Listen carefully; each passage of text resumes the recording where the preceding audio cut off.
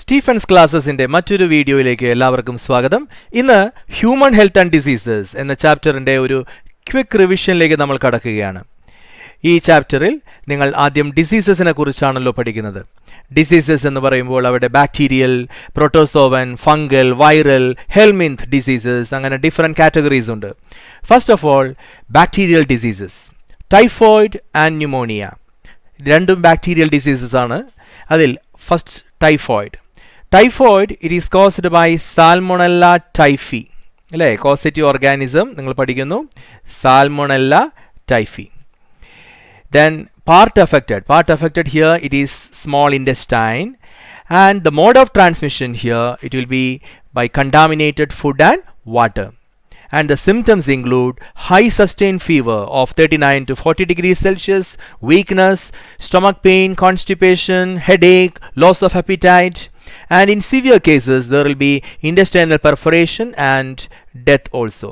So ഇതൊക്കെയാണ് അതിൻ്റെ symptoms. അപ്പോൾ ഇങ്ങനെ കാറ്റഗറീസ് ചെയ്ത് ടേബിൾ ഫോമിൽ പഠിക്കുകയാണെങ്കിൽ കുറച്ചും കൂടെ എളുപ്പമുണ്ട്. നമുക്കിതുപോലെ ന്യൂമോണിയയെക്കുറിച്ച് പഠിക്കാം. ന്യൂമോണിയയുടെ പാത്തോജൻ, പാർട്ട് അഫക്റ്റഡ്, അങ്ങനെ പഠിക്കണം. ന്യൂമോണിയയുടെ പാത്തോജൻ ഏതാണ്? Streptococcus pneumoniae or haemophilus influenzae. And the part affected here will be alveoli of lungs. ആൽവിയോളെയാണ് അഫക്റ്റ് ചെയ്യുന്നത്. And mode of infection is by droplet infection or aerosols.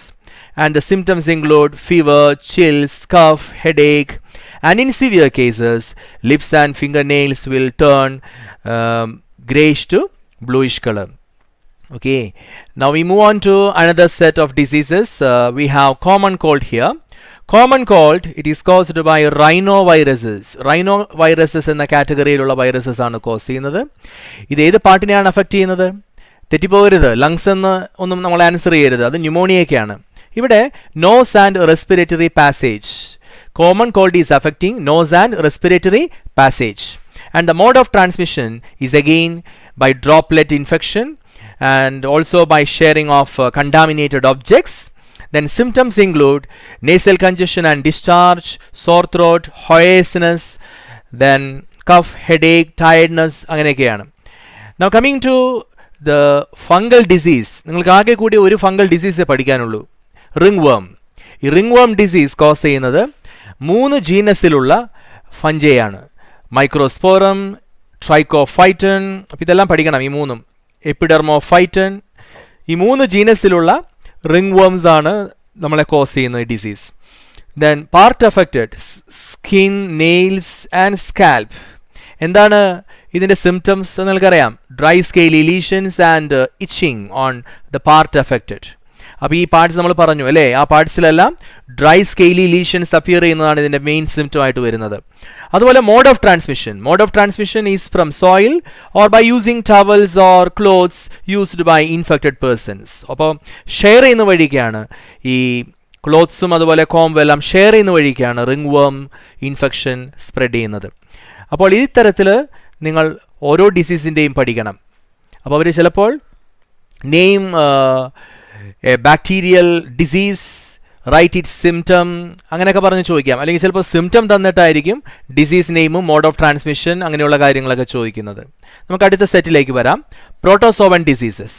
Regarding protozoan diseases, we have malaria and amoebic dysentery. First one is malaria, caused by Plasmodium vivax, Plasmodium malariae, Plasmodium ovale, Plasmodium falciparum, അങ്ങനെയുള്ള സ്പീഷീസുകളും ഇത് cos ചെയ്യുന്നുണ്ട്. പിന്നെ ഇത് affect ചെയ്യുന്നത് human ബീയിങ്സിനെ affect ചെയ്യുന്ന organs ഏതെല്ലാമാണ്? Liver and RBCs. So first it will attack the liver cells, then RBCs. Then as all of you know, this is also completing its life cycle in mosquito, female Anopheles mosquito. ഇതൊരു digenetic parasite ആണല്ലോ. നമ്മൾ ഈ പറയുന്ന Plasmodium vivax ഒരു digenetic parasite ആണ്. Human ബീയിങ്ങും അതുപോലെ തന്നെ female anopheles mosquito രണ്ടും അതിൻ്റെ ഹോസ്റ്റായിട്ട് വരുന്നുണ്ട്. അപ്പോൾ മസ്കിറ്റോ ബൈറ്റിലൂടെ, അതായത് ഇൻഫെക്റ്റഡ് ആയിട്ടുള്ള ഫീമെയിൽ അനോഫിലസ് ബൈറ്റ് ചെയ്യുമ്പോൾ അപ്പോഴാണ് നമ്മളിലേക്ക് ഈ പാത്തോജൻ എൻ്റർ ചെയ്യുന്നത്. ഇനി ഇതിൻ്റെ symptoms chill and high fever recurring every 3 to 4 days. അതാണ് ഇതിൻ്റെ സിംറ്റം. അതായത് RBCs റപ്ചർ ചെയ്യുമ്പോൾ മ്യൂറോസോവൈറ്റ്സ് റിലീസ് ചെയ്യുന്നു, അതിൻ്റെ കൂടെ ഹീമോസോയിൻ ഗ്രാന്യൂൾസും റിലീസ് ചെയ്യുന്നു. അതാണ് ഇതിൻ്റെ ഒരു ക്യാരക്ടറിസ്റ്റിക് സിംറ്റം വരുന്നതിന് കാരണം. അപ്പോൾ ഈ സിംറ്റവും പഠിക്കാം, അതിന് റീസൺ നിങ്ങൾ മറക്കാതെ പഠിക്കണം. എന്താണ് അതിൻ്റെ റീസൺ? ഹീമോസോയിൻ ഗ്രാന്യൂൾസ് റിലീസ് ചെയ്യുന്നത്. അടുത്തതായി amoebic dysentery. Regarding amoebic dysentery we have entamoeba histolytica as the causative organism. Entamoeba histolytica, right.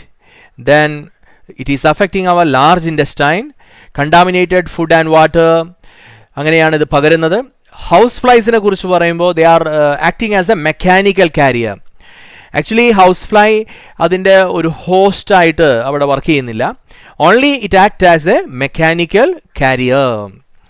Now coming to symptoms: constipation, abdominal pain, cramps and stools with excess mucus and blood clots. അപ്പോൾ ഇത് എല്ലാ പോയിന്റ്സും നല്ല രീതിയിൽ പഠിക്കാം. പാത്തോജൻ്റെ പേര്, part affected, mode of transmission and also symptoms. അപ്പോൾ ഇത് രണ്ടും ഓർക്കുക, ഞാൻ വീണ്ടും ഓർപ്പിക്കുന്നു, ഇത് രണ്ടും പ്രോട്ടോസോമൻ ഡിസീസസ് ആണ്, malaria and amoebic dysentery. Now we have Helminthic diseases, Ascariasis and Filariasis. Ascariasis, it is caused by Ascaris lumbricoides. അതൊരു റൗണ്ട് വേം ആണ് അല്ലേ, കോമൺ ഹ്യൂമൻ റൗണ്ട് വേം. It is affecting our intestine, and the mode of transmission is by eggs of parasite which will be excreted by the infected person, and it can contaminate our soil, water, plants or vegetables that we are taking. So contaminated food and water വഴിക്ക് തന്നെയാണ് ഈ അസ്കാരിയാസിസം spread ചെയ്യുന്നത്. ഇനി സിംറ്റംസിലേക്ക് വരുമ്പോൾ internal bleeding, muscular pain, fever, anaemia, blockage of intestinal passage. അപ്പോൾ ഈ സിംറ്റംസും എല്ലാം പഠിക്കുന്നു. Okay, now filariasis. Filariasis it is caused by Wuchereria bancrofti or Wuchereria malayi, and the part affected will be lymphatic vessels of lower limbs. പഠിക്കുക, lymphatic വെസൽസിനെയാണ്, lymphoid tissue, lymphatic വെസൽസിനെയാണ് ഇത് affect ചെയ്യുന്നത്. അവിടെ എൻലാർജ്ഡ് ആവുകയാണ് ചെയ്യുന്നത് അല്ലേ. Now the mode of transmission is by the bite of female culex mosquito. ഇവിടെ വെക്ടർ ആയിട്ട് വരുന്നത് ഫീമെയിൽ ക്യൂലെക്സ് മസ്കിറ്റോ ആണ്, അതാണ് mode of transmission.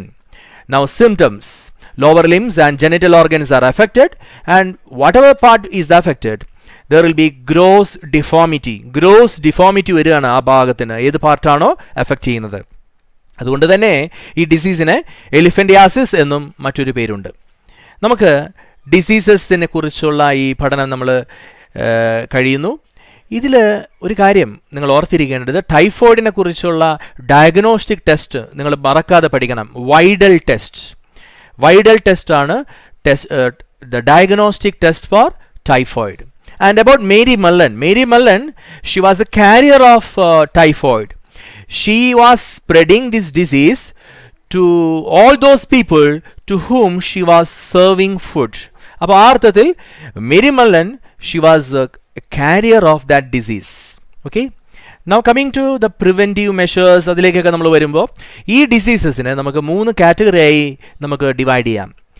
Airborne diseases, waterborne diseases and vectorborne diseases. Airborne diseases, as all of you know, it is by droplets or aerosols. അങ്ങനെ infect ചെയ്യപ്പെടുന്ന, അങ്ങനെ transmit ചെയ്യപ്പെടുന്ന diseases ആണ് airborne diseases. Pneumonia, common cold, they are airborne diseases. How we can prevent them? We can prevent them by avoiding close contact from the infected person. അപ്പോൾ ആ point ഓർത്തിരിക്കുക, avoiding close contact from infected person.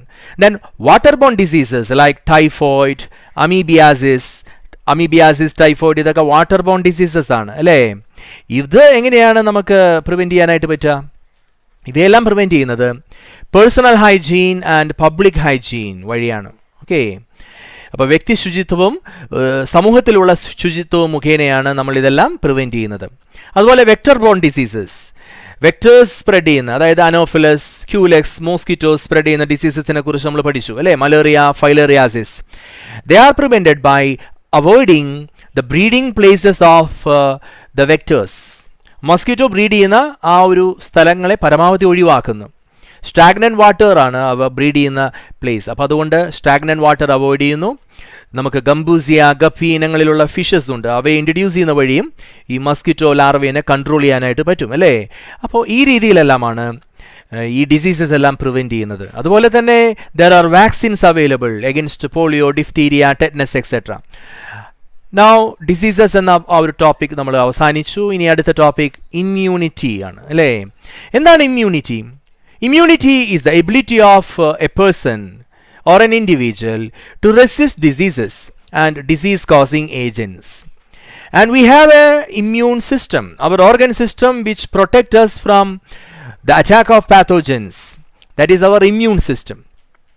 So immunity adu namukku rendu tharathila ullathu, innate immunity and acquired immunity. ഇത് രണ്ടും എന്താണ് എന്നുള്ളത് വിശദമായി നമ്മൾ പഠിക്കേണ്ടിയിരിക്കുന്നു അല്ലേ. ഇന്നേറ്റ് ഇമ്മ്യൂണിറ്റി എന്ന് പറയുമ്പോൾ it is attained by birth of a person or by genetic makeup of a person we are getting an immunity. That is called innate immunity. It is non specific. ഒരു particular പാത്തോജന് against ആയിട്ട് work ചെയ്യുന്നതല്ല ഈ innate immunity. ബ്രോഡായിട്ട് എല്ലാ പാത്തോജൻസിനെതിരെ നമ്മളെ fight ചെയ്യാൻ നമ്മളെ help ചെയ്യുന്നതാണ് ഇന്നേറ്റ് ഇമ്മ്യൂണിറ്റി. ഇനി അക്വയർഡ് ഇമ്മ്യൂണിറ്റിയോ? അത് ഹൈലി സ്പെസിഫിക് ആണ്. സ്പെസിഫിക് ആയിട്ട് പാത്തോജൻസിനെ ഡിറ്റക്ട് ചെയ്ത് ഐഡൻറ്റിഫൈ ചെയ്ത് അവരെ സെൽഫിൽ നിന്ന് ഡിസ്ക്രിമിനേറ്റ് ചെയ്ത് അവരെ അവോയ്ഡ് ചെയ്യാൻ, അവർക്കെതിരെ ഡിഫെൻസ് മെക്കാനിസംസ് ഉണ്ടാക്കുവാൻ നമ്മളെ ഹെൽപ്പ് ചെയ്യുന്നതാണ് ഈ acquired immunity. We are attaining acquired immunity by due course of life or whenever an antigen is interacting with us, we are attaining that immunity. അതുകൊണ്ട് ഇത് അക്വയർഡ് ഇമ്മ്യൂണിറ്റി ആണ് അല്ലേ. അക്വയർഡ് ഇമ്മ്യൂണിറ്റി ഹൈലി സ്പെസിഫിക് ആണ്. ഓർക്കുക, വെർട്ടിബ്രേറ്റ്സിനാണ് കൂടുതലും ഈ acquired immunity വരുന്നത്. അപ്പോൾ അക്വയർഡ് ഇമ്മ്യൂണിറ്റി ഹൈലി സ്പെസിഫിക് ആണ്. നമുക്ക് അക്വയർഡ് ഉണ്ട്, അതുപോലെ ഇന്നേറ്റും ഉണ്ട്. അപ്പോൾ അക്വയർഡ് വരുന്നത് അത് വെർട്ടിബ്രേറ്റ്സിനാണ് എന്ന കാര്യവും ആ പോയിന്റും കൂടെ ഓർത്തിരിക്കുക. നമുക്കിനി ഇമ്മ്യൂണിറ്റിയുടെ അടുത്ത ഭാഗത്തിലേക്ക് വരുമ്പോൾ ഇന്നേറ്റ് ഇമ്മ്യൂണിറ്റിയുടെ ബാരിയേഴ്സിനെ കുറിച്ച് പഠിക്കാനുണ്ട്. ഇന്നേറ്റ് ഇമ്മ്യൂണിറ്റി നമുക്ക് കിട്ടുന്നത് പല ബാരിയേഴ്സ് ഉള്ളത് കൊണ്ടാണ്. ഏതൊക്കെയാണ് ഈ barriers? We have physical, physiological, cellular and cytokine barriers. പലപ്പോഴും ഇതിൻ്റെ എക്സാമ്പിൾസ് ഒക്കെ ആയിട്ട് ചോദിക്കും. What you mean by physical barrier? Skin and mucus membrane, they are physical barriers. How they protect us from attack of pathogens? സ്കിന്നിലൂടെ അല്ലെങ്കിൽ ആ ഒരു barrier ഉള്ളതുകൊണ്ട് ഒരുവിധം മൈക്രോബ്സിനൊന്നും നമ്മുടെ ബോഡിക്കകത്തേക്ക് എൻ്റർ ചെയ്യാനായിട്ട് സാധിക്കില്ല. അപ്പോൾ അതൊരു ഫസ്റ്റ് ലൈൻ ഓഫ് ഡിഫെൻസ് എന്ന് പറയും. ഈ ബാരിയേഴ്സ് എല്ലാം ഒരു ഫസ്റ്റ് ലൈൻ ഓഫ് ഡിഫെൻസ് ആയി വർക്ക് ചെയ്യുകയാണ്.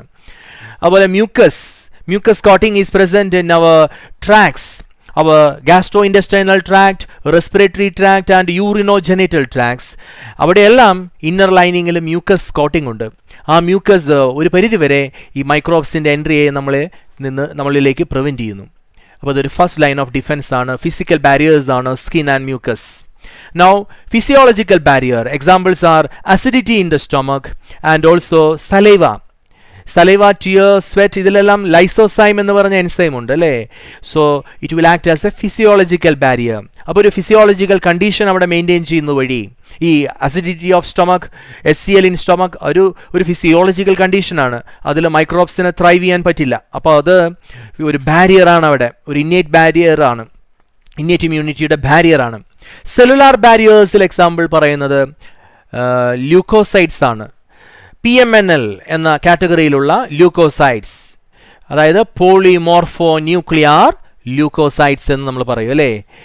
അത് യഥാർത്ഥത്തിൽ ന്യൂട്രോഫിൽസ് ആണ്.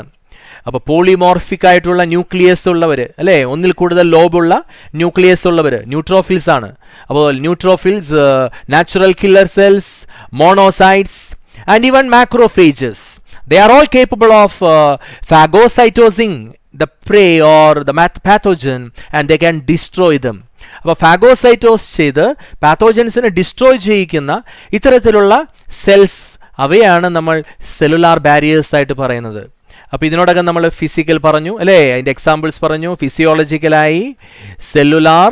Now we have the cytokine barriers. Cytokine barriers എന്ന് പറയുമ്പോൾ അവിടെ നമ്മൾ പഠിക്കുന്നത് സെൽസ് പ്രൊഡ്യൂസ് ചെയ്യുന്ന ചില സബ്സ്റ്റൻസസ്, അത് നമുക്ക് ബാരിയറായിട്ട് നമ്മളെ സഹായിക്കുന്നു.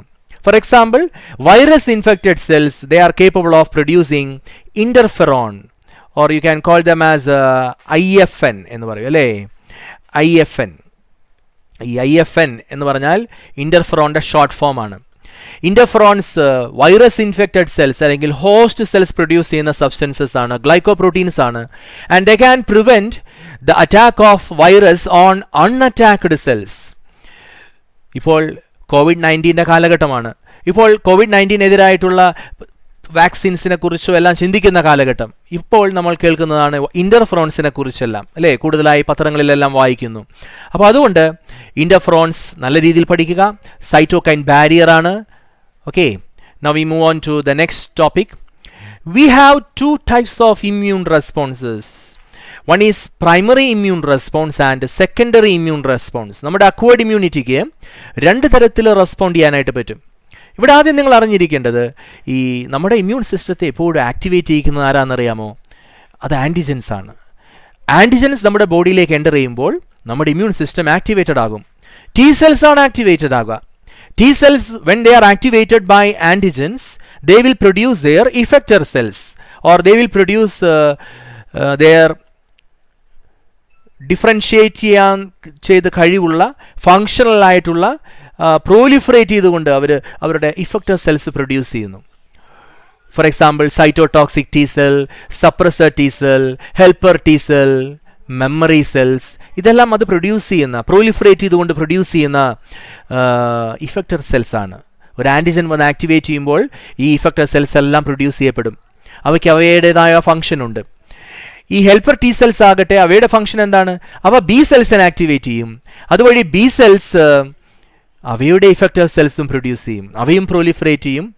അവയും അവയുടെ ഇഫക്റ്റർ സെൽസ് ആയിട്ടുള്ള പ്ലാസ്മ സെൽസും മെമ്മറി സെൽസും പ്രൊഡ്യൂസ് ചെയ്യും. അതിൽ നിങ്ങൾക്കറിയാം, പ്ലാസ്മ സെൽസ് ആണ് ആൻറ്റിബോഡീസ് പ്രൊഡ്യൂസ് ചെയ്യുന്നത്. ഇമ്മ്യൂണോഗ്ലോബുലിൻ പ്രൊഡ്യൂസ് ചെയ്യുന്ന ഈ പ്ലാസ്മ സെൽസ് ആണ്. ആക്ടിവേറ്റഡ് ബി സെൽസ് ആണ് ചുരുക്കി പറഞ്ഞാൽ ആൻറ്റിബോഡീസ് പ്രൊഡ്യൂസ് ചെയ്യുന്നത്. ഇനി മെമ്മറി സെൽസ് ആകട്ടെ, അവ മെമ്മറൈസ് ചെയ്യും. ഈ ഫസ്റ്റ് എൻകൗണ്ടർ മെമ്മറൈസ് ചെയ്യും. പിന്നെ എപ്പോഴൊക്കെയാണോ ഈ സെയിം ആൻറ്റിജൻ വീണ്ടും അറ്റാക്ക് ചെയ്യുന്നത്, അന്നേരം ഒരു ഹൈറ്റൻഡ് ആയിട്ടുള്ള വളരെ പെട്ടെന്നുള്ള ഒരു ഇമ്മ്യൂൺ റെസ്പോൺസ് ഉണ്ടാക്കാൻ കഴിവുണ്ട്. അപ്പോൾ മെമ്മറി എന്ന ക്യാരക്ടർ അക്വേർഡ് ഇമ്മ്യൂണിറ്റിക്കുള്ളതാണ്. Specificity, ability to discriminate between self and non self, memory, ഈ ക്യാരക്ടേഴ്സ് എല്ലാം ഉള്ളത് അക്വേർഡ് ഇമ്മ്യൂണിറ്റിക്ക് മാത്രമാണ്. അപ്പോൾ നമ്മൾ മനസ്സിലാക്കേണ്ടിയിരിക്കുന്ന ഒരു കാര്യം, whenever there is attack of an antigen for the first time, the immune response will be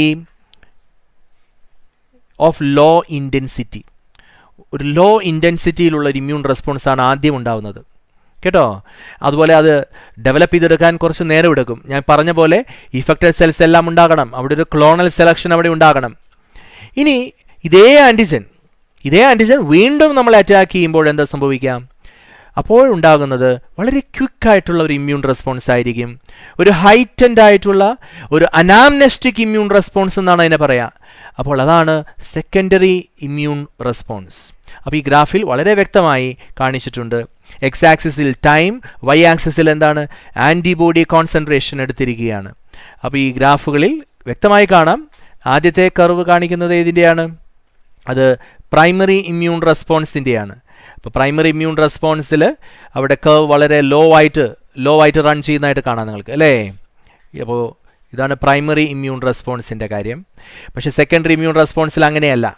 ഈ കർവ് വളരെ ഹൈ ആണ്. അതുപോലെ തന്നെ കുറച്ച് നേരം കൊണ്ട് പെട്ടെന്നൊരു ഇമ്മ്യൂൺ റെസ്പോൺസ് അവിടെ ഉണ്ടാവുകയും ചെയ്യുന്നു. അപ്പോൾ ചിലപ്പോൾ ഗ്രാഫ് കൊടുത്തിട്ടായിരിക്കും ഈ ചോദ്യം ചോദിക്കുക. അല്ലെങ്കിൽ differentiate between primary immune response and secondary immune response, ആ ചോദ്യവും നിങ്ങൾക്ക് പ്രതീക്ഷിക്കാവുന്നതാണ്. നമുക്കടുത്തതായി CMI ആൻഡ് AMI. എന്താണ് CMI? Cell mediated immunity. T cells എപ്പോഴും സെൽ മീഡിയേറ്റഡ് ഇമ്മ്യൂൺ റെസ്പോൺസിന് റെസ്പോൺസിബിൾ ആണ്. എന്നാൽ ബി സെൽസ് അങ്ങനെയല്ല.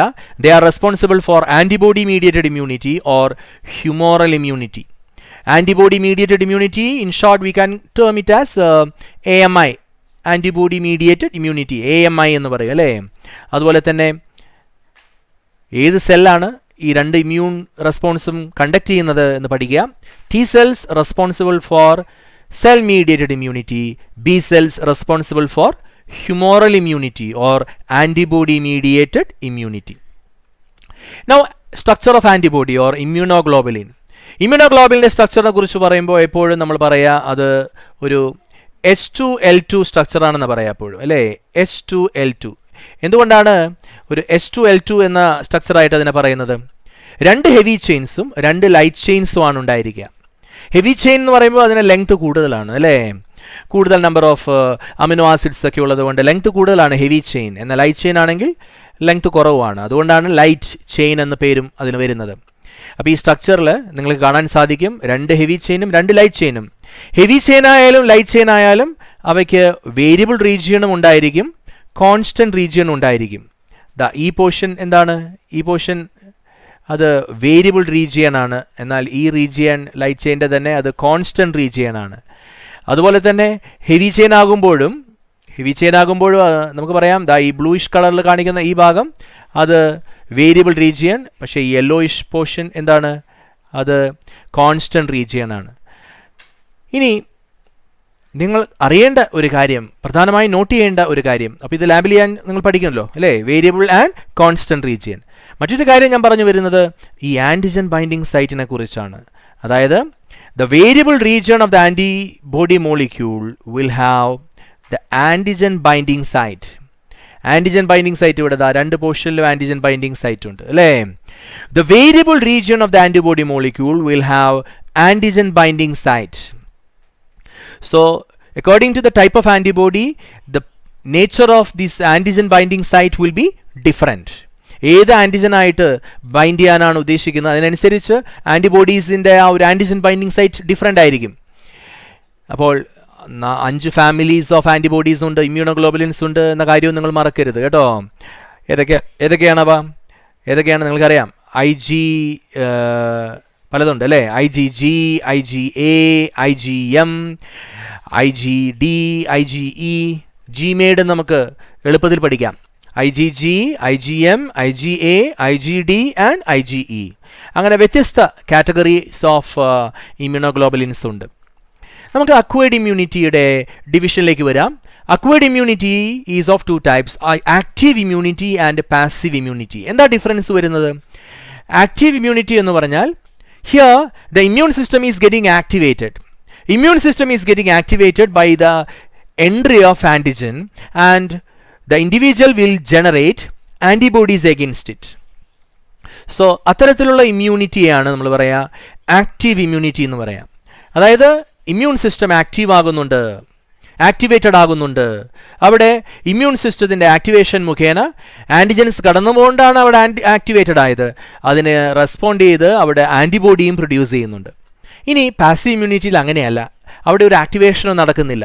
റെഡിമെയ്ഡ് ആൻറ്റിബോഡീസിൻ്റെ അഡ്മിനിസ്ട്രേഷൻ വഴി ലഭ്യമാകുന്ന ഇമ്മ്യൂണിറ്റിയെയാണ് പറയാം passive immunity. So by administration of ready-made antibodies we attain an immunity that is called passive immunity. അപ്പോൾ ഈ ഡിഫറൻസ് ചോദിക്കും, difference between active immunity and passive immunity.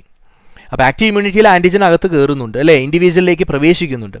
പക്ഷേ പാസീവ് ഇമ്മ്യൂണിറ്റിയിൽ ആൻറ്റിജൻ അകത്ത് കയറാതെ തന്നെ അവിടെ ആൻറ്റിബോഡീസ് നേരിട്ട് കൊടുക്കുകയാണ് ചെയ്യുന്നത്.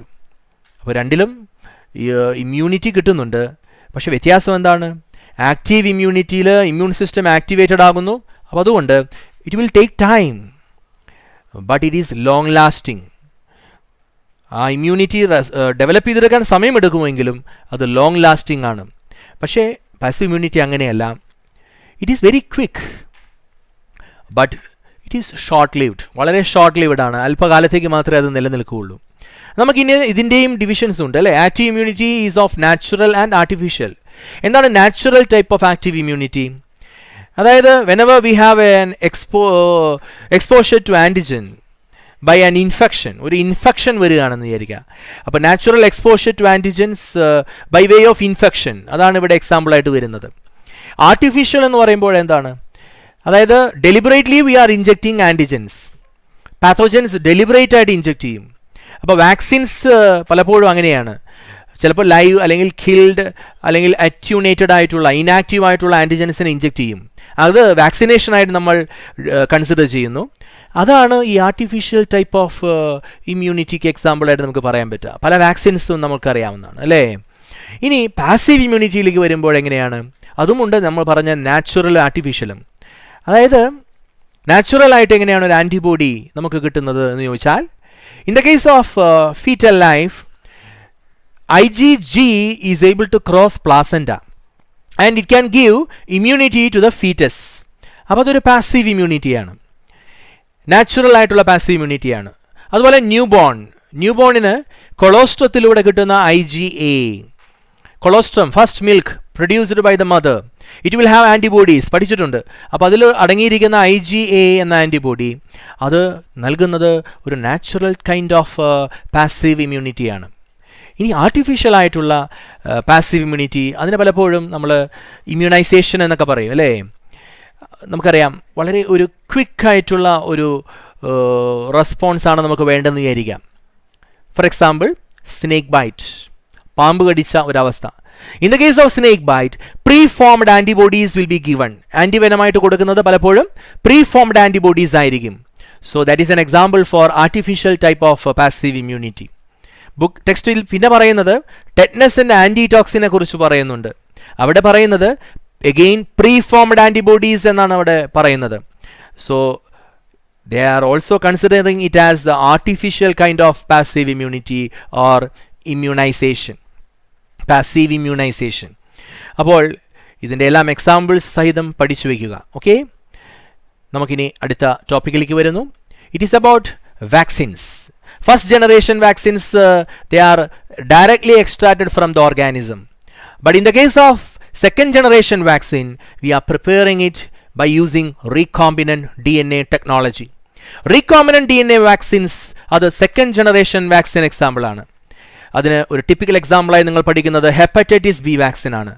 Hepatitis B vaccine it is produced by this method. Hepatitis B vaccine produce ചെയ്യുന്നത് എങ്ങനെയാണ്?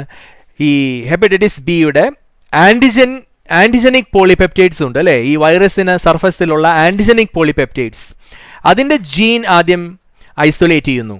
The gene coding for antigenic polypeptides will be isolated and it will be then fused with a plasmid taken out from bacterium. So this plasmid, as all of you know, it will act as a vector. Recombinant DNA technology നിങ്ങൾ പഠിച്ചിട്ടുണ്ട് അല്ലേ. ഈ വെക്ടറും ഡോണറും കൂടെ join ചെയ്യിക്കുമ്പോൾ അവിടെ നമുക്ക് കിട്ടുന്ന എന്താണ്? Recombinant DNA. You are getting a recombinant DNA here. Okay. So recombinant DNAയിൽ ഒരു പോർഷൻ പ്ലാസ്മിഡ് ആയിരിക്കും, മറ്റൊരു പോർഷൻ നമ്മൾ ഈ പറഞ്ഞ ആൻറ്റിജനിക് പോളിപെപ്റ്റൈഡ്സ് കോഡ് ചെയ്യുന്ന ജീനായിരിക്കും. ഓക്കെ, അപ്പോൾ ഈ പോർഷൻ ജീനാണ്. Now this will be incorporated into the yeast cell, and yeast cell it will be allowed to multiply in a fermentation tank and we can produce the B antigen, hepatitis B antigen from it. അത് commercial വേയിൽ produce ചെയ്യുകയാണെങ്കിൽ നമുക്കത് വാക്സിനായിട്ട് produce ചെയ്യാനായിട്ട് പറ്റും അല്ലേ. അപ്പോൾ അത് purify ചെയ്യുന്നു, എക്സ്ട്രാക്ട് ചെയ്യുന്നു. അപ്പോൾ ഫൈനലി നമ്മുടെ പ്രൊഡക്റ്റ് ഹെപ്പറ്റൈറ്റിസ് ബി വാക്സിൻ അത് റീകോംബിനന്റ് DNA വാക്സിൻ എന്ന കാര്യം ആണെന്ന കാര്യം ഓർത്തിരിക്കുക. അപ്പോൾ ഈ പ്രൊഡ്യൂസ് ചെയ്യുന്ന ഒരു മെത്തേഡ് അവിടെ ഡിപ്പെൻഡ് ചെയ്യുന്ന ആ ഒരു സെൽ, ഏത് സെല്ലാണ് യൂസ് ചെയ്യുന്നത്? ഈസ്റ്റ് സെല്ലാണ് നമ്മൾ യൂസ് ചെയ്യുന്നത് അല്ലേ. ഏത് ജീനാണ് എടുക്കുന്നത്? ജീൻ കോഡിംഗ് ഫോർ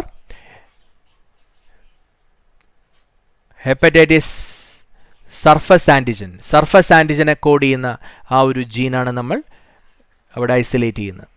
നമുക്ക് അടുത്ത ടോപ്പിക് അലർജി. റിഗാർഡിംഗ് അലർജി ഈ പോയിന്റ്സ് എല്ലാം പഠിക്കുക. Allergy is an exaggerated response of the immune system against certain antigens present in our environment and the type of antibody. ഏത് ആൻറ്റിബോഡിയാണ് അലർജിയിൽ പ്രൊഡ്യൂസ് ചെയ്യുന്നത്? IgE ആണ് അല്ലേ. IgE എന്ന് പറഞ്ഞ ആൻറ്റിബോഡിയാണ് അവിടെ പ്രൊഡ്യൂസ് ചെയ്യുന്നത്. ഇനി എപ്പോഴും അലർജിക് റെസ്പോൺസ് ഉണ്ടാകുമ്പോൾ അവിടെ മാസ്റ്റ് സെൽസ് ഹിസ്റ്റമിനും സെറോട്ടോണിനും ആണ് അവിടെ റിലീസ് ചെയ്യുന്നത്. അപ്പോൾ ആ കാര്യം പഠിച്ചു വയ്ക്കുക. Histamine and serotonin, these are the two substances released by mast cells whenever there is an allergic response. And how we can reduce the symptoms of allergy? By using antihistamine, adrenaline and steroids. So antihistamine, adrenaline and steroids, they will quickly reduce the symptoms of allergy. അപ്പോൾ ഇത്രയും points ഒക്കെയാണ് പലപ്പോഴും ചോദിക്കുക. പിന്നെ allergy എന്തുകൊണ്ടാണ് ഇപ്പോൾ വളരെ common ആകുന്നതെന്നെല്ലാം ഒരു പൊതുവായ ഒരു ചോദ്യവും പ്രതീക്ഷിക്കാവുന്നതാണ്. കാരണം ഇന്നത്തെ ചുറ്റുപാടിൽ we are all isolated or we are not letting the children to play outside. അപ്പോൾ അതുകൊണ്ട് എക്സ്പോഷർ ടു ആൻറ്റിജൻസ് വളരെ മിനിമമാണ്. അപ്പോൾ അതൊക്കെയാണ് അലർജിക്ക് കാരണം എന്നും പറയപ്പെടുന്നു. പിന്നെ asthma, it is a common manifestation of allergy. ആ പോയിന്റ് എല്ലാം ഓർത്തിരിക്കുക. നമുക്ക് ഓട്ടോ ഇമ്മ്യൂണിറ്റിയിലേക്ക് വരുമ്പോൾ, what is auto immunity? The inability of our immune system to differentiate foreign organisms or pathogens from the self cells. നമ്മുടെ സ്വന്തം സെല്ലുകൾ, സ്വന്തം പ്രോട്ടീൻസ്, അവയും ഫോറിൻ സബ്സ്റ്റൻസുമായിട്ട് നമുക്ക് തരം തിരിച്ചറിയാൻ പറ്റാതെ വരുന്ന ആ ഒരു അവസ്ഥയാണ് പറയുക ഓട്ടോ ഇമ്മ്യൂണിറ്റി എന്ന് പറയാം. So it is an inability to differentiate or discriminate self and non self. Example, ഇതൊരു ഡിഫക്റ്റ് ആണ് അല്ലേ, ഒരു ഡെഫിഷ്യൻസി എന്നല്ല, ഒരു ഡിഫക്റ്റ് ഓഫ് ഇമ്മ്യൂൺ സിസ്റ്റം എന്നാണ് നമുക്കിവിടെ പറയാനായിട്ട് പറ്റുക. Example, rheumatoid arthritis, multiple sclerosis and myasthenia gravis. ഇതൊക്കെയാണ് examples for auto immune diseases. Our immune system is composed of lymph vessels, lympho tissue, lymph nodes, lymphoid organs. ഇതെല്ലാം അടങ്ങുന്നതാണ് നമ്മുടെ immune system. ഇതിൽ lymphoid ഓർഗൻസിന് നമുക്ക് രണ്ടായിട്ട് കാറ്റഗറൈസ് ചെയ്യാം, primary lymphoid organs and secondary lymphoid organs. ഇതെപ്പോഴും ചോദിക്കുകയാണ്, differentiate or distinguish between primary lymphoid organs and secondary lymphoid organs. എങ്ങനെയാണ് നമുക്ക് ഡിസ്റ്റിങ്വിഷ് ചെയ്യാൻ പറ്റുക? Primary lymphoid organs are those lymphoid organs in which lymphocytes are produced and matured. Lymphocytes produce ചെയ്യുകയും mature ചെയ്യുകയും ചെയ്യുന്ന ഓർഗൻസിനെയാണ് പറയുക primary lymphoid organs. Examples are bone marrow and thymus. Okay, now coming to secondary lymphoid organs. Secondary lymphoid organs are those lymphoid organs to which lymphocytes will migrate after their maturation. And in secondary lymphoid organs, lymphocytes, they interact with specific antigens. ആ point ബുക്കിലുണ്ട് അല്ലേ, they will interact with specific antigens. Lymphocytes will interact with specific antigens in secondary lymphoid organs. Lymph nodes, tonsils, pace patches in the small intestine, malt അതിൻ്റെ full form എന്താണ്? Mucosal associated lymphoid tissue. Malt, as all of you know, more than 50% of our lymphoid tissue is composed of malt. It is associated with our digestive intestinal tract, urinogenital tract, respiratory tract, അവിടെയെല്ലാം malt ഉണ്ട് അല്ലേ. അതായത് അവിടെയുള്ള മ്യൂക്കോസെയിൽ, ഈ ട്രാക്റ്റിലുള്ള മ്യൂക്കോസെയിൽ associate ചെയ്ത് അതിൻ്റെ just ആ ലൈനിങ്ങിന് below ആയി അവിടെയുള്ള ലിംഫോ ടിഷ്യൂവിനെയാണ് പറയുക മാൾട്ട് എന്ന്. ഇതെല്ലാം നമ്മളെ ഡിസീസസ് അല്ലെങ്കിൽ പാത്തോജൻസ് എൻട്രിയിൽ നിന്ന് നമുക്ക് അവരെ ഡിഫെൻഡ് ചെയ്യാനായിട്ട് നമ്മളെ കേപ്പബിൾ ആക്കുന്ന ടിഷ്യൂസ് അല്ലെങ്കിൽ സെൽസ് ആണ് malt. Spleen is a bean-shaped organ and it can act as a filter of antigens or pathogens. And spleen, it is also considered to be a reservoir of erythrocytes. Okay, ഇവിടെ മറ്റൊരു point, thymus ഗ്ലാൻഡിനെ കുറിച്ച് നിങ്ങൾ first ഇയറിലും പഠിച്ച കാര്യമാണ്. Thymus, it is very large at the time of birth, but it will reduce its size by advancing age. Now coming to AIDS. AIDS full form എന്താണ്? Acquired immuno deficiency syndrome. അതായത് acquire ചെയ്യുന്ന, നമ്മൾ നേടിയെടുക്കുന്ന ആണ് അല്ലേ, നമുക്ക് വരുന്നതാണ്, acquire ചെയ്തതാണ്, ജന്മനാ വന്നതല്ല ഇത് എന്ന് നമുക്ക് പറയാം. അക്വയർ ചെയ്തതാണ്. ഇമ്മ്യൂണോ ഡെഫിഷ്യൻസി, നമുക്ക് ഇമ്മ്യൂണിറ്റിയുടെ ഒരു ഡെഫിഷ്യൻസി അവിടെ വരുന്നു, ഇമ്മ്യൂണോ ഡെഫിഷ്യൻസിയാണ്. അതുപോലെ ദിസ് ഈസ് എ സിൻഡ്രോം, ഇത് ഒരു സെറ്റ് ഓഫ് ഡിസീസ് കണ്ടീഷൻസ് ഉള്ള ഒരു അവസ്ഥയാണ്. അപ്പോൾ അതുകൊണ്ട് ഇതിനെ സിൻഡ്രോം എന്നും വിളിക്കാം. So AIDS is considered as an acquired immuno deficiency syndrome and it is caused by HIV, human immuno deficiency virus. Human immuno deficiency virus or HIV, it is a retrovirus. Why it is called a retrovirus? Because it is having the genetic material RNA and from it is producing a DNA copy by the help of an enzyme reverse transcriptase. Reverse transcriptase എന്ന എൻസൈമിൻ്റെ സഹായത്താൽ reverse ട്രാൻസ്ക്രിപ്ഷന് capable ആയിട്ടുള്ള ഒരു virus ആണ്, ഒരു retro virus ആണ് നമ്മൾ ഈ പറയുന്ന HIV. Now how HIV is transmitted? Points are എങ്ങനെയൊക്കെയാണ്? By sexual contact with infected person, by transfusion of contaminated blood and blood products, then by sharing of infected needles as in the case of intravenous drug abusers, from infected mother to her child through placenta. Then അപ്പോൾ ഈ 4 വേസിലാണ് അവിടെ HIV transmit ചെയ്യുന്നത്. Then macrophages, they act as a factory for HIV. They can multiply within macrophage. Then T helper cells, their number will reduce. That is also one of the target cell for HIV. അപ്പോൾ HIV-യുടെ target cells ആണ് ഈ മാക്രോഫേജസും T helper സെൽസും. പിന്നെ ഈ deficiency of immunity അവിടെ വരുമ്പോൾ, ഈ helper cells എല്ലാം കുറയുമ്പോൾ സ്വാഭാവികമായിട്ടും ഇമ്മ്യൂൺ ഡെഫിഷ്യൻസി അവിടെ നേരിടും. അപ്പോൾ നമുക്ക് ബാക്ടീരിയൽ ഡിസീസസ്, മൈക്കോബാക്ടീരിയം, അതുപോലെ viruses, fungi, parasites like toxoplasma, ഇവയുടെ എല്ലാം അറ്റാക്ക് അവിടെ വരികയാണ്. ELISA, it is a diagnostic test, or it is a preliminary diagnostic, primary or preliminary diagnostic test for AIDS. ELISA full form പഠിക്കുക, enzyme linked immunosorbent assay. And NACO and WHO, they have taken lot of steps to fight against AIDS. അപ്പോൾ WHO അവരുടെ initiative എന്തൊക്കെയാണ് അവർ എടുത്തിരിക്കുന്ന steps AIDS control ചെയ്യാൻ, അതും നിങ്ങൾ വായിച്ചു പഠിക്കും എന്ന് ഞാൻ കരുതുന്നു. നമുക്കടുത്ത topic, multiplication of retrovirus inside an animal cell. ഇതിൻ്റെ സ്റ്റെപ്സാണ് നിങ്ങൾ ഏറ്റവും ഇമ്പോർട്ടൻ്റ് ആയിട്ട് പഠിക്കേണ്ടത് കേട്ടോ. അതായത് ഈ സ്റ്റെപ്സിൽ നിങ്ങൾ നോക്കൂ. ആദ്യം, the virus infect the normal cell, അല്ലേ? അതാണ് ഒന്നാമത്തെ പോയിന്റ്. രണ്ടാമത്തെ പോയിന്റ് എന്താണ്? Viral RNA is introduced into the cell. Then third one, viral DNA is produced by reverse transcriptase. Now here we have the fourth point. The viral DNA incorporates into the host genome. And after that, new viral RNA is produced by the infected cell. And finally, new viruses are produced. And these new viruses, they can infect other cells. അപ്പോൾ ഇതൊരു സീക്വൻസിലുള്ള ഒരു കാര്യമാണ് ഈ replication of HIV. ഈ റിട്രോവൈറസിൻ്റെ replication, അതിൻ്റെ steps വളരെ important ആണ്. നിങ്ങൾ ഈ ഡയഗ്രം നല്ല രീതിയിൽ പഠിക്കുക, വളരെയധികം ചോദിക്കാൻ സാധ്യതയുള്ള ഒന്നാണ്. ക്യാൻസർ പഠിക്കുമ്പോൾ ആദ്യം നിങ്ങളോട് ചോദിക്കുക, what is the difference between normal cell and cancerous cell? Normal cells have normal cell growth, differentiation. They are all having a well regulated mechanism of cell growth and differentiation.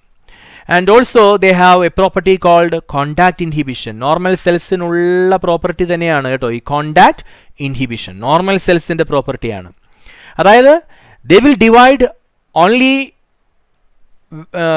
up to a mark to which they will make a contact with the nearby cells or tissues. Nearby cells, tissues അതായിട്ട് contact വരുന്ന ആ ഒരു point വരെ മാത്രമേ അവർ divide ചെയ്യുള്ളൂ. പിന്നെ അവർ division stop ചെയ്യും. So once they make a contact with the nearby tissues, they will stop their division in the case of normal cells. But in the case of cancerous cells, they are not like that. They have loss of contact inhibition. What do you mean by loss of contact inhibition? Even after making a contact with the nearby tissues or organs, they will continue to divide. Cancer cells, they will continue to divide, damaging nearby tissues and also taking all the nutrients from them. അപ്പോൾ അത്തരത്തിലുള്ള ഒരു loss of contact inhibition ആണ് cancerous സെൽസിനുള്ളത് എന്ന കാര്യം ഓർത്ത് പഠിക്കുക. Neoplastic cells എന്നവരെ പറയാം, അല്ലേ? നിയോപ്ലാസ്റ്റിക് ട്യൂമേഴ്സ് ഉണ്ടാക്കുന്ന ഒരു പ്രത്യേകതയാണ് ക്യാൻസറസ് സെൽസിന് കാണുന്നത്. നമുക്കിനി ട്യൂമേഴ്സ് രണ്ട് രീതിയിലുള്ള കാര്യം പഠിക്കുന്നു, അല്ലേ? ട്യൂമേഴ്സ് എന്ന് പറയുമ്പോൾ രണ്ട് രീതിയിലുണ്ട്, benign tumours and malignant tumours. Benign tumors, they remain confined to their original location. They are not harmful. But malignant tumors, they are harmful because they show metastasis. Metastasis എന്ന പ്രോപ്പർട്ടി അത് കാണിക്കുന്നത് metastasis. What is metastasis? സ്ഥിരമായി ചോദിക്കുന്ന ഒരു ചോദ്യമാണ്. അതിൻ്റെ ഉത്തരം നിങ്ങളിത് വായിച്ച് നല്ലപോലെ മനസ്സിലാക്കി പഠിക്കുക കേട്ടോ. മെറ്റാസ്റ്റാസിസ് എന്ന് പറഞ്ഞാൽ എന്താണ് metastasis? The cells grow rapidly, invading, damaging surrounding normal tissues. As the cells actively divide and grow, they also starve the normal cells by competing for their vital nutrients. ഈ നിയോപ്ലാസ്റ്റിക് സെൽസിൻ്റെ പ്രത്യേകതയാണ്. And the cells slot from such tumours they reach distant sites through blood and wherever they are getting lodged they will start A new tumour. So detach ചെയ്ത് പുതിയ cells അവർ ഈ lymph വെസൽസിലൂടെയും blood വെസൽസിലൂടെയും പോയി primary സൈറ്റിൽ നിന്ന് പോയി അവർ secondary സൈറ്റ്സിൽ പോയി അവിടെ പുതിയ ട്യൂമേഴ്സ് ഉണ്ടാക്കുന്നു. ആ ഒരു പ്രത്യേകത അതാണ് മെറ്റാസ്റ്റാസിസ്. ഈ മെറ്റാസ്റ്റാസിസ് എന്ന പ്രോപ്പർട്ടി ക്യാൻസർ സെൽസിനാണുള്ളത്. അപ്പോൾ നമ്മൾ പറയും അത് മാലിഗ്നൻസി ആണെന്ന് പറയും അല്ലേ, മാലിഗ്നൻസി. നൗ 3 കാര്യങ്ങളൂടെ ഇനി ക്യാൻസറിൽ പഠിക്കാനുണ്ട്. ഒന്ന് കോസസ്. അപ്പം ഇത് വിട്ടുപോകാതെ പഠിക്കാൻ വേണ്ടിയാണ് ഞാൻ ഈ ഓരോ ഭാഗമായിട്ട് ഞാനിവിടെ അടയാളപ്പെടുത്തി തരുന്നത് അല്ലേ. കോസസ്, ഡിറ്റക്ഷൻ, ദെൻ ട്രീറ്റ്മെൻറ്റ്, ഈ 3 പഠിക്കാം. കോസസ് എന്ന് പറയുമ്പോൾ ക്യാൻസർ കോസ് ചെയ്യുന്നത് ഫിസിക്കൽ, കെമിക്കൽ, ബയോളജിക്കൽ 3 കോസസ് ആണ് വരുന്നത്. U V rays, harmful radiations ഒക്കെയാണ് physical. Chemical by carcinogens, chemicals which cause cancer, they are called carcinogens. And biological causes of cancer, അതിൽ നമ്മൾ പറയുന്നത് ഓങ്കോജീൻസിനെ കുറിച്ച്, ഓങ്കോജനിക് വൈറസസ് ഉണ്ട് അല്ലേ. ഈ ക്യാൻസർ കോസിങ് ജീൻസ് ക്യാരി ചെയ്യുന്ന, ഓങ്കോജീൻസ് ക്യാരി ചെയ്യുന്ന വൈറസസ്, അതാണ് ഓങ്കോ വൈറസസ്. ഇവിടെ മറ്റൊരു കാര്യം നിങ്ങൾ അറിയേണ്ടത്, പ്രോട്ടോ ഓങ്കോജീനും അതുപോലെ തന്നെ ഓങ്കോജീനും തമ്മിലുള്ള വ്യത്യാസം. Proto oncogene, that is also called cellular oncogene or C-onc. They are present in all normal cells. എല്ലാ നോർമൽ സെൽസിലുള്ളതാണ് proto oncogene or C-onc, cellular oncogene. But whenever they are converted into oncogene by way of some mutation or then we have cancer. So only when proto-oncogenes are converted into oncogenes we have the cancer condition. Okay. അപ്പോൾ അത് oncogenic transformation എന്നാണ് പറയുക. അത്തരത്തിലുള്ള ഒരു മാറ്റത്തെ oncogenic transformation എന്ന് നമുക്ക് പറയാം. ഇനി ഡിറ്റക്ഷൻ, എങ്ങനെയാണ് ക്യാൻസർ ഡിറ്റക്ട് ചെയ്യുക? by biopsy, by histopathological study, radiography, antibodies against cancer-specific antigens, and there are techniques in molecular biology. So there are different methods for detection of cancer. And for treatment, we have surgery, chemotherapy, radiotherapy, and immunotherapy.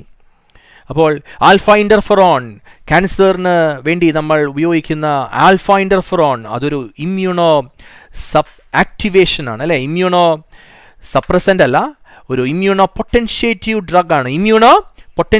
ഡ്രഗാണ്, ഈ alpha interferon. അപ്പോൾ അതെല്ലാം cancer ട്രീറ്റ്മെൻറ്റിന് വളരെ important ആണ്. നമുക്കിനി അടുത്ത topic, it is about drug abuse.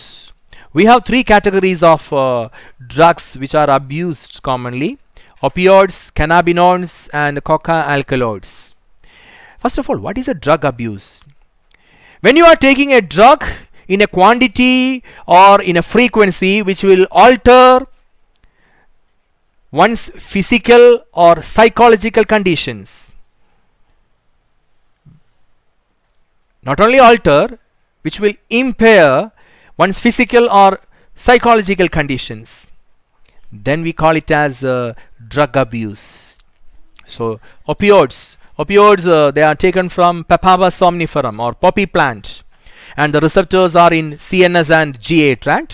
Examples are opium, morphine, heroin. അതിൽ ഡൈഅസറ്റൈൽ morphine അല്ലേ, ഡൈഅസറ്റൈൽ morphine അതാണ് ഹെറോയിനായിട്ട് നമ്മൾ കൺസിഡർ ചെയ്യുന്നത്. ആ കാര്യമൊക്കെ പഠിച്ചു വയ്ക്കുക.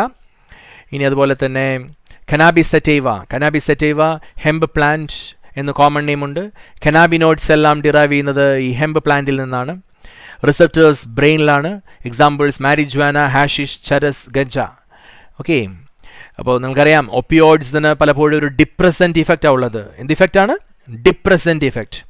But in the case of cannabinoids they have a hallucinogenic effect. Hallucination. എന്താണ് hallucination? The person will see sound and he will hear colour എന്ന് പറയാം. ഹാലൂസിനേഷൻ എന്ന് പറഞ്ഞാൽ ലോസ് ഓഫ് സെൻസറി പെർസെപ്ഷൻസ്, എല്ലാ സെൻസറി പെർസെപ്ഷൻസും നഷ്ടപ്പെടുന്ന ഒരവസ്ഥ.